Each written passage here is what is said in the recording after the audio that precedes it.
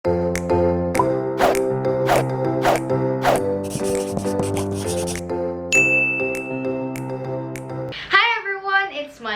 for today's video, it is all about how to vlog on your phone.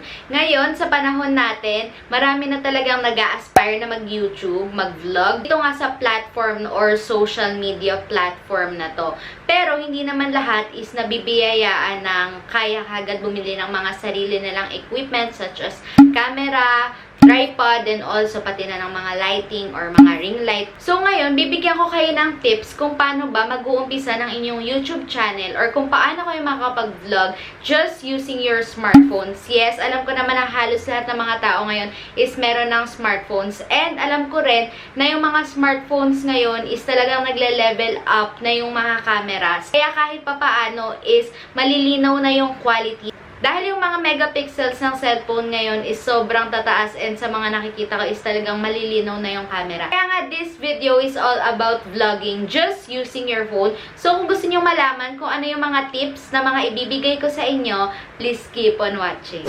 Tip number 1, ito ang pinakamahalaga, it is to prepare your smartphones. Siyempre nga, magbablog tayo using our cellphones or our smartphones, kaya paano ka makakapag-vlog kung wala kang phone, di ba? Kasi yun yung magiging alternative mo sa camera na wala ka. You can vlog using your phone. Syempre, yung phone na yun is ipe-prepare mo. Kailangan, syempre, kapag magbablog ka, make sure na naka-charge yung cellphone mo. Dapat 100% yan. Or kung hindi man 100%, dapat mataas yung battery percentage niya. Kasi syempre, ayaw naman nating mag-vlog ng paputol-putol na biglang malolobat ka and i-charge mo muna. Tapos, saka mo na lang i-continue kapag na full charge na ulit yung phone mo. Syempre, dapat continuous kang nag-feel ng video mo or ng vlog mo. Depende na lang siguro kung talagang yung vlog mo is hindi naman tuloy-tuloy yung kailangan na maging flow. Pero karamihan kasi ng mga vlog, diba, is ganon. Okay na tayo sa battery percentage ng phone mo. Syempre, kailangan din, second, na yung phone mo is malaki yung storage. Yes, kasi ang mga video, alam nyo naman, malaki ang tinitake up na space niyan sa mga phone natin. So, halimbawa, ikaw ay iPhone user, alam naman natin na ang iPhone ay madamot. So, halimbawa, meron ka lang 16 gig of storage, yun na yun, hindi mo na siya ma-upgrade. At ang advantage ng Android is, kahit na 16 gig lang yung nabili mong storage, pwede ka pang magpasok ng memory card to upgrade your storage para may mapaglalagyan ka. So, dapat i-maximize nyo yung phone storage na meron kayo. Yung mga hindi kailangan is tanggalin para makapag-video kayo. Kasi naranasan ko na yan dati nung nag-umpisa ako na ang gamit ko lang pang vlog is yung iPhone 5S ko. Yes, sa iPhone 5S po ako nag-umpisang mag-vlog. At nakakatawa kasi yung iPhone 5S ko na yon ay 16 gig lang yung storage niya. At laging na may memory full yung aking phone. Kaya minsan, pahinto-hinto akong mag-vlog dahil gagawin ko, kapag na memory full na siya, ililipat ko muna sa laptop. Tapos kapag okay na, bura na ulit. Tapos, yan, film na ulit. Mas maganda sana na malaki yung storage ng phone mo dahil yung storage na yon is para mas malaki yung capacity na paglalagyan or pag-i-store ng mga videos mo and hindi ka mahihirapan na palipat-lipat ka sa laptop and sa phone kung may laptop ka man. Pero ang mas mahirap niyan is halimbawa, wala kang laptop and binabalak mo lang din na mag-edit sa phone mo. So, paano ka na makakapag-video kung napuno na yung iyong storage? Mas mahihirapan ka. Kaya, ayan, it's a must na malaki yung storage mo. Tapos, yung phone nga na yon is, alam naman natin na ang mga phone ngayon ay merong front camera and merong rear camera or yung back cam. Ako, nung nagbablog ako using my iPhone 5S before, ang ginagamit ko is yung rear camera or yung mas alam na back camera. Bakit? Kasi alam naman nating lahat na mas malinaw yung megapixel na meron dun sa likod ng camera. Kaso nga, ang nangyayari ngayon sa mga napapansin ko, kapag nagbablog sila, ginagamit nila yung front camera. Well, mas maganda nga naman kasing mag-vlog dahil nakikita mo yung sarili mo kapag yung front camera yung gamit mo. Pero ang nangyayari is mas mababa nga yung megapixel na meron sa front camera. So, minsan yung mga videos na ina-upload or yung mga vlog na ina-upload, hindi napapansin na masyado ng grainy or hindi nga malinaw yung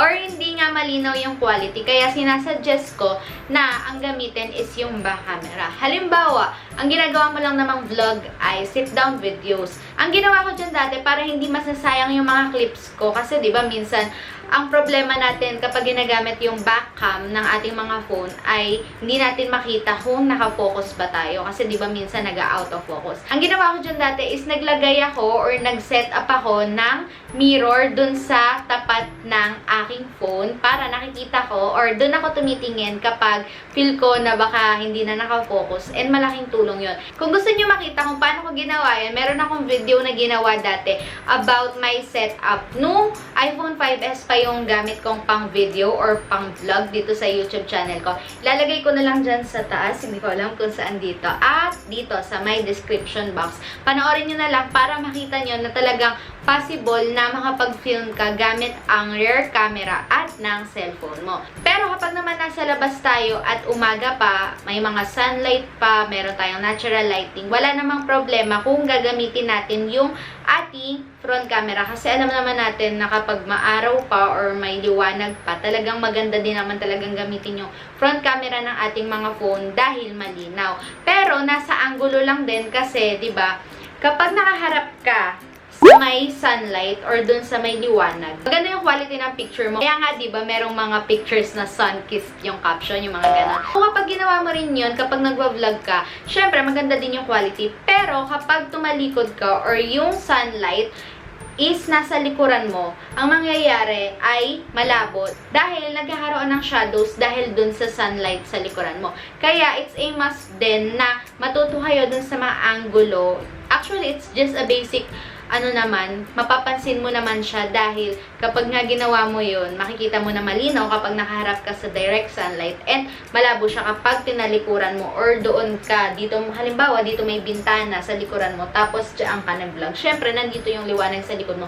So, madilim yung magiging kuha ng iyong video. Tip number 2, tripod. Yes, guys, kailangan natin ng tripod. Hindi naman kailangan ng tripod na sobrang mahal or yung sobrang ganda ng quality. Kasi meron naman mga tripod na nabibili sa Lazada, sa Shopee, sa mga online shops na hindi sobrang mamahal. Siyempre, hindi siya sobrang ganong kaganda yung quality. Pero, ang importante muna is meron tayong magamit. Kagaya ko, yung ginagamit kong tripod ngayon, yan pa din yung tripod na ginagamit ko dati at sobrang mura lang yan. Actually, hindi ko na matandaan kung magkano, pero nasa 300 to 400 nga lang yata yung price niya. Sa online shop ko lang yan nabili. At hanggang ngayon, yan pa rin yung ginagamit ko. Hindi na ako nag-upgrade ng aking tripod dahil maganda yung quality niya.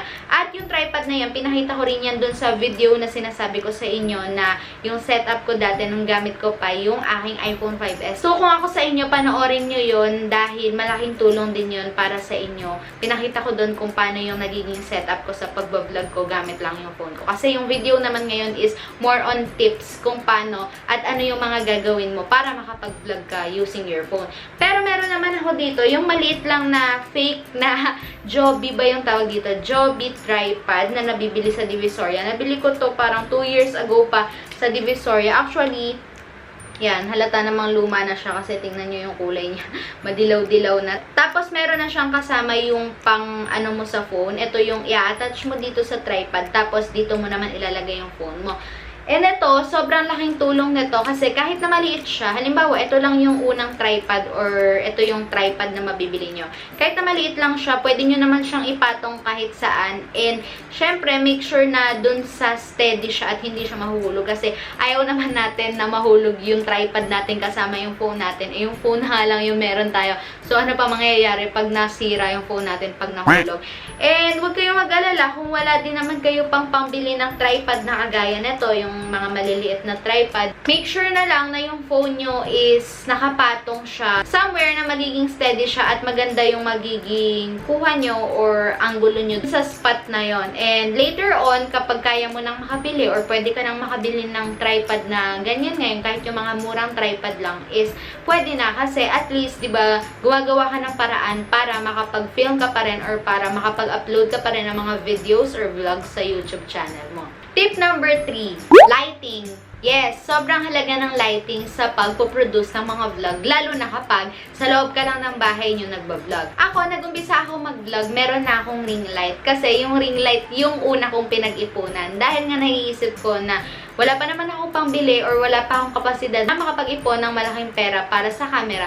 So, sabi ko, may phone naman ako, kailangan ko lang na magandang ilaw. So, yan, pinag-ipunan ko yung ring light ko. Pero kayo guys, kahit naman hindi pa kayo makapag-ipon for your ring light or your lighting, dahil ang solusyon naman dyan is natural sunlight or natural lighting. So, ang cons or disadvantage naman nun, kailangan yung mag-film ng maaga pa. Kasi, kagaya ko ngayon, nag-film ako gabi na dahil meron naman ako natural lighting and hindi ako umaasa sa ilaw sa labas. So, ayun, yung time nyo na makapag-film is limited lang dun sa time na merong natural lighting. And make sure nga rin, yung sinasabi ko sa inyo kanina, na naka-face dapat kayo sa may tapat ng liwanag at huwag tatalikod dahil ang mangyayari madilim or yung shadows is doon siya magpo-focus sa liwanag at ikaw madilim ka kapag tinalikuran mo yung sunlight. Tip number 4, never shoot portrait. Alam nyo naman yung portrait, di ba? Yung pa-vertical, yung patayo. Yung mga video sa TikTok, di ba? Pahaba siya, ganon. Huwag na huwag kayo mag-shoot ng ganon sa mga vlog nyo dahil this one is YouTube. YouTube po yung platform na pinag-uploadan nyo ng inyong mga vlog. At yung screen resolution dito is 1280 by 720. Ibig sabihin, landscape dapat. At dahil nga landscape yung screen resolution dito sa YouTube, mas maganda actually. Dahil kapag landscape, mas maraming kasya, diba? Tingnan nyo, itong pag-film ko na to, nakagitna ako at may space pa dito sa kaliwa ko at may space pa sa kanan ko. Isipin nyo, nag-film kayo ng portrait or vertical. Ito lang yan. Yan. Ito mismong space na kinauupuan ko. So, ang mangyayari kapag in-upload nyo yung mga YouTube videos nyo, kapag nag-shoot or nag-vlog kayo ng naka-portrait is magkakaroon ng black borders dito sa may gilid. At ayaw nyo naman nun dahil nga mas maganda, diba, na naka-landscape shot. Dahil yun talaga yung dapat na sakupin yung space or yung screen resolution na meron dito sa YouTube. Tip number 5, editing on your phone is easy. Halimbawa, wala kayong laptop, so your only choice is edit your videos or vlogs on your phone. And marami namang editing software. Pero kung naka-iPhone kayo, maganda nang gamitin nyo yung iMovie dahil yan, sa Apple naman mismo yung editor na yan. Pero sa Android, alam ko, marami din namang nada-download kagaya ng Filmora, Viva Video, KineMaster ba yung basa doon, and marami pang iba. So, lalagay ko na lang dyan sa screen yung mga makikita ko pwede nyo i-download na editor using your phone. And basic editing lang naman yung kailangan sa phone. At madali lang siyang matutunan. Marami ding mga YouTube videos or YouTube tutorials na mapapanood kung paano ba mag-edit gamit yung cellphone nyo or yung smartphone nyo. Kaya huwag kayong mag-alala kasi madali lang matuto. Lalo na kung gusto nyo talagang matutunan. At kung nag-enjoy kayo sa gagawin nyo, matututunan nyo ng madali yung pag-edit. Kahit pa cellphone lang yung pang-edit nyo. Pero kung may laptop kayo, yan, mas maganda kasi para sa akin, mas madaling mag-edit sa laptop dahil may mouse ka, mas madaling mag-download. At ayun nga, nag-umpisa kasi ako na mag-vlog ng phone at may laptop ako. So, unang-una pa lang is sa laptop na talaga ako nag-edit. Lastly, ang pinaka-pang-anim na tip natin is start now. Yes, guys, ito yung lagi ko sinasabi kapag may nanghihingi ng advice or tips sa akin kung paano daw ba mag-uumpisa sa YouTube. Sabi ko, ngayon, mag-umpisa ka. Kahit ka ako na hindi sobrang ganda ng mga pang-video mo, ng equipment mo, ng camera mo, mag-umpisa ka ngayon dahil kailan ka pa ako mag-uumpisa. Yun yung lagi kong sinasabi. Bakit nga ba? Kasi isipin nyo, oo nga, hindi nga kompleto yung gamit mo, hindi sobrang linaw ng camera mo, wala ka nito, wala ka niyan. Pero kung nag-umpisa ka ngayon, for sure, it will make a big difference nung nag-umpisa ka at kung ano yung meron ka ngayon. Isipin mo, nag-umpisa ka halimbawa ngayon at nakapag-upload ka na ng mga 10 videos mo. Dun sa pang 10 video mo, makikita mo na yung in-improve mo, makikita mo na yung in-improve ng channel mo. Nag-umpisa ka ng 0 subscribers, nag-umpisa ka ng walang nanonood sa'yo, pero ngayon sa pang 10th video mo, makikita mo na nagkaroon ka na kahit papaano ng subscribers, nagkaroon ka na kahit papaano ng viewers, yan, nagkaka-like and comments na yung video mo. Yun yung importante kasi 'di ba kapag naghintay ka pa ng mga bagay na kailangan kasi meron na akong camera bago ako mag-umpisa, kailangan may ring light muna ako, kailangan yung tripod meron ako, kailangan may laptop ako, kailan ka pa makakapag-umpisa kapag nakapag-umpisa na yung iba? Pag yung mga kagaya mo na nag-a-aspire mag-upload ng vlog sa YouTube or mag-umpisa ng channel sa YouTube is sobrang dami na nilang subscribers, sobrang dami na nilang viewers. Tapos, nag-umpisa lang din sila nang wala din sila. At ngayon pa lang sila nag-upgrade. Compare sa'yo na hindi mo ginawa yung gusto mo dahil naghintay ka pa ng mga bagay na akala mo yun yung importante sa pag-i-start ng YouTube journey mo. So, kung ako sa'yo, mag-umpisa ka nang mag-vlog kahit na phone pa lang yan, kahit na hindi sobrang linaw ng camera niyan. Just do it dahil sobrang makikita mo yung difference niyan dun sa mga pinakaunang upload mo. Ganun naman lahat. Nag-umpisa naman talaga lahat sa pangit. Nag-umpisa naman lahat sa baba. So, why not do it, diba? Kasi, without doing it, you will never know kung ano yung kalalabasan niya.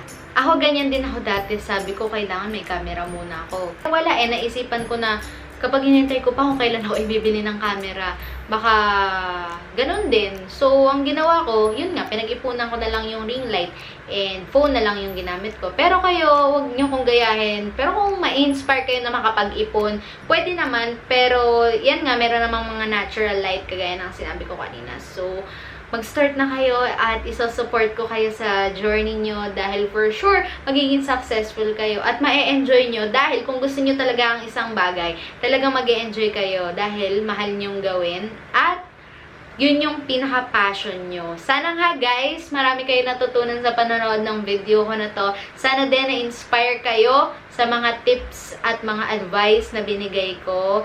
Abangan ko yung mga video nyo. Comment down below kayo kapag mag-i-start na kayo ng channel nyo. Susuportahan ko kayo. At ngayon sa kinakaharap natin ng crisis, mag-pray po tayong lahat.